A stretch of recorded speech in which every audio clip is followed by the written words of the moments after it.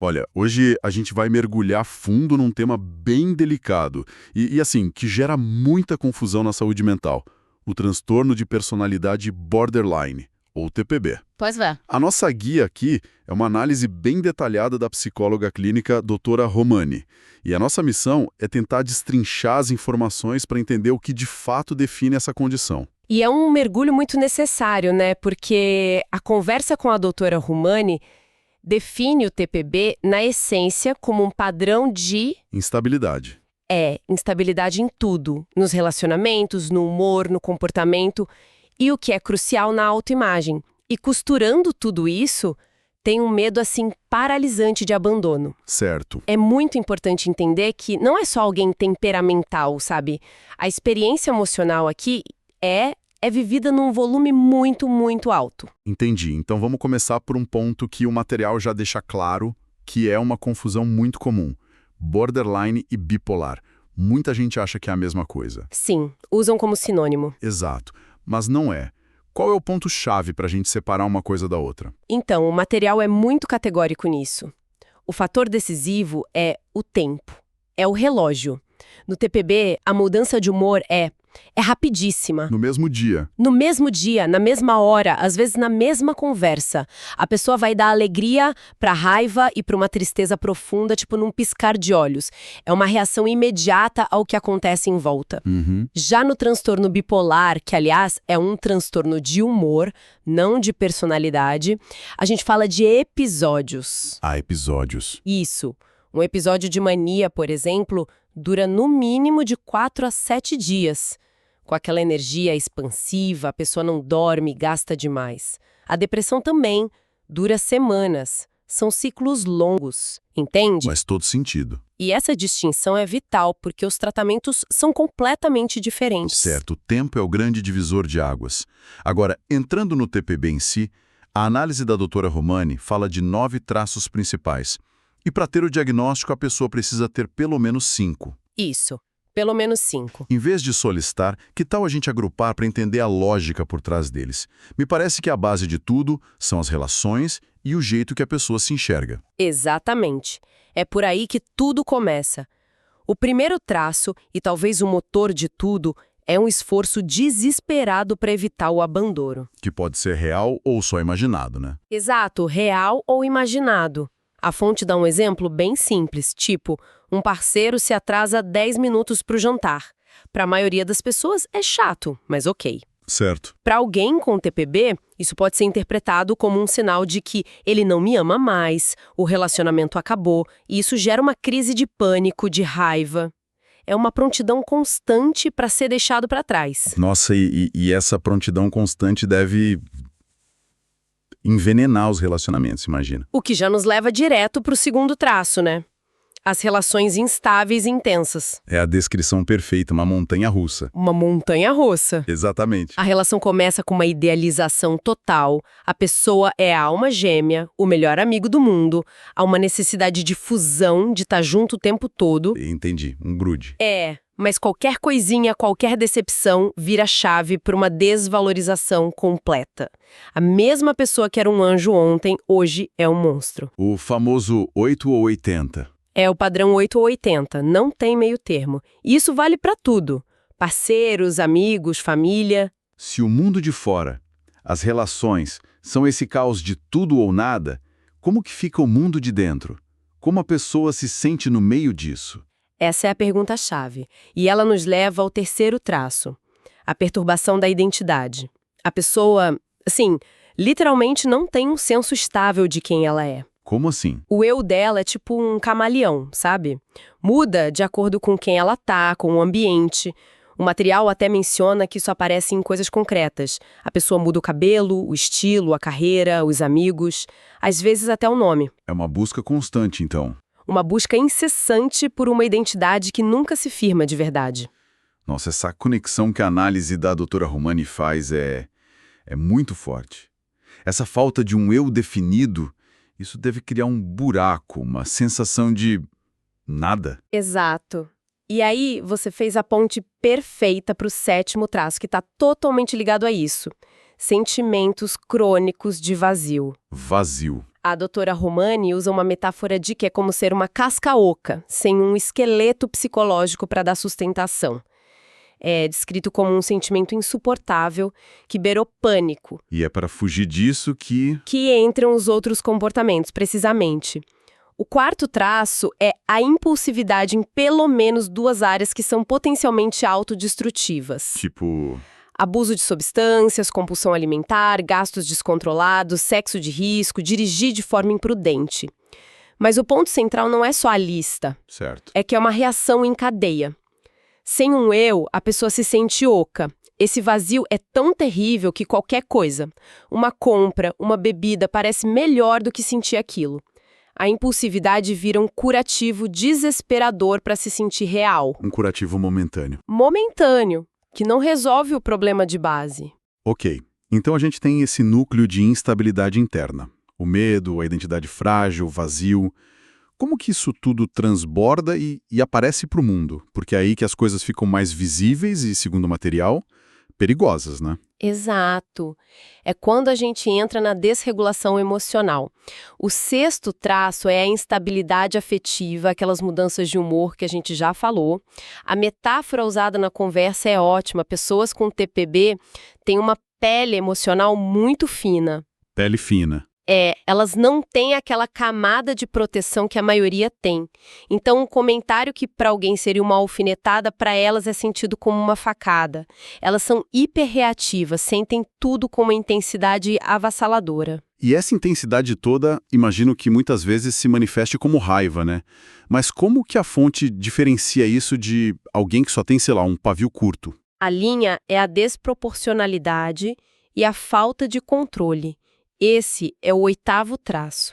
Raiva intensa e inadequada. Certo. Não é só ficar irritado no trânsito. É uma explosão, um vulcão de raiva por algo que os outros nem notariam. É gritar, quebrar coisas, e isso faz com que as pessoas em volta se sintam pisando em ovos. Um ambiente de tensão constante. Exato. E o mais trágico é o ciclo que isso cria. A explosão de raiva é quase sempre seguida por uma onda de vergonha e culpa. A pessoa se sente um monstro, e isso aumenta o medo de ser abandonada. Porque ela pensa, depois disso, claro que vão me deixar. Exatamente. O ciclo se fecha e se repete. Nossa, que ciclo exaustivo. E imagino que esse desespero todo possa levar a atitudes mais extremas, o que nos leva ao 5º traço, que é um dos mais alarmantes do material. Sim, é o mais grave. Comportamento suicida recorrente, gestos, ameaças ou comportamento de automutilação. Automutilação, como se cortar. Isso. E é importante entender que muitas vezes não é uma tentativa de morrer, é uma forma de lidar com uma dor emocional que é insuportável. A dor física se torna uma distração, algo concreto, uma forma de se sentir vivo no meio do vazio. E as ameaças de suicídio? As ameaças e os gestos, embora às vezes possam ser um grito desesperado para não ser abandonado, tipo o "se você me deixar eu me mato", são extremamente perigosos. Uhum. Porque mesmo que a intenção principal não seja morrer, o resultado pode ser fatal. É uma roleta russa. E a fonte é bem enfática sobre como interpretar isso, né? Não é só a manipulação. De jeito nenhum, a doutora Romani é muito clara aqui. Isso nunca deve ser visto como chamar atenção. É o ápice de um desespero que a pessoa não sabe mais como comunicar. É um grito de ajuda no volume máximo e precisa ser levado a sério. Sempre. Sempre. Entendi.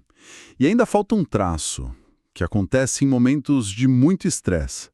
A pessoa pode meio que se desconectar da realidade. Exatamente. É o 9º traço. Ideação paranoide transitória ou sintomas dissociativos graves. Dissociativos? Sob muito estresse, a pessoa pode ter pensamentos paranoicos, achar que estão a perseguindo, ou ela pode dissociar. O material explica isso como se a mente apertasse um botão de emergência para se proteger da dor. Um botão de emergência. Isso, a pessoa pode sentir que está assistindo a si mesma de fora, como num filme, ou pode até regredir, agir e falar como uma criança. É por isso que às vezes confundem o TPB com transtornos psicóticos. Uau! Com um quadro tão avassalador, tão doloroso para a pessoa e para quem está em volta, parece até impossível de tratar. qual é a luz no fim do túnel que o material aponta? A esperança existe sim, e o tratamento é fundamental. A fonte aponta uma abordagem específica como o padrão ouro, a que tem mais evidências de eficácia, a terapia comportamental dialética, ou DBT. Terapia comportamental dialética. O que significa esse dialética no nome? Essa é a grande sacada que a doutora Romani explica. Dialética, que é a ideia de equilibrar duas coisas que parecem opostas: a aceitação e a mudança. Aceitação e mudança. Exato. O terapeuta, por um lado, valida radicalmente o sofrimento. Ele diz: entendo por que você se sente assim, essa dor é real e insuportável. Mas, ao mesmo tempo, ele trabalha para ensinar habilidades concretas para mudar os comportamentos que causam o sofrimento. Ah, entendi. É um constante eu aceito você como você é e vamos juntos encontrar formas de construir uma vida que vale a pena ser vivida. Isso faz muito sentido. Mas essa abordagem é para a pessoa com o transtorno. E quem está ao redor? A família, o parceiro? O material dá alguma dica de como ajudar sem, sei lá, se queimar no processo? Porque sugerir ajuda para alguém que pode explodir parece muito difícil. Sim, e essa é uma parte crucial. A estratégia não é a confrontação.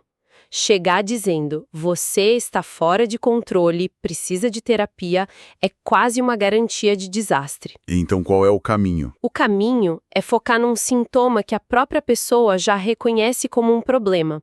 Algo como: tenho notado que você parece muito triste ultimamente. Ou percebi que você anda muito ansioso com o trabalho. Usar uma porta de entrada que a pessoa já deixou aberta. Perfeito. Usar a depressão, a ansiedade, os gastos e sugerir talvez conversar com alguém pudesse te ajudar com essa ansiedade. Aí a pessoa busca ajuda por um motivo que ela mesma aceita e o terapeuta qualificado vai poder ver o quadro maior. E além de sugerir ajuda, como a família pode se proteger? O material enfatiza muito a importância de estabelecer limites saudáveis. É um equilíbrio delicado entre dar apoio, mas sem se tornar cúmplice dos padrões disfuncionais. Certo. Muitas vezes a recomendação é que os próprios familiares busquem terapia. Aprender a dizer eu te amo, estou aqui, mas não vou aceitar ser agredido verbalmente é uma habilidade. É proteger a si mesmo sem que o limite soe como uma ameaça de abandono. Uau! Recapitulando um pouco, então, a gente destrinchou os 9 traços do transtorno de personalidade borderline. E vimos que não é uma lista aleatória, né? É uma teia, tudo conectado. Uma teia de dor. Exato. Começa no medo do abandono, que bagunça a identidade, gera um vazio e leva a comportamentos impulsivos e a uma desregulação emocional extrema. Perfeito. E o ponto mais importante que a doutora Romani ressalta é que o diagnóstico não é um rótulo, uma sentença. É um mapa. Um mapa que guia o tratamento e dá um nome ao sofrimento, o que por si só já é um alívio. Uhum. Aquela metáfora da pele emocional muito fina ajuda a gente a ter mais empatia e a entender que os comportamentos que de fora parecem caóticos são estratégias de sobrevivência para lidar com uma dor que a gente mal consegue imaginar. Com certeza. Essa conversa toda me deixa com uma reflexão, sabe? Que o próprio material levanta. A gente viu como a dificuldade em ter uma identidade estável leva a essa busca desesperada no mundo de fora por validação. Sim, por pistas de quem se deve ser. Exato. E isso me faz pensar. Na nossa era de mídias sociais, onde a validação por curtidas e a construção de identidades online perfeitas é a norma, como que esses fatores do nosso ambiente podem interagir com as vulnerabilidades de alguém predisposto a isso? Será que o nosso mundo digital, de certa forma, pode acabar exacerbando essa busca frenética por um eu que parece sempre escapar por entre os dedos?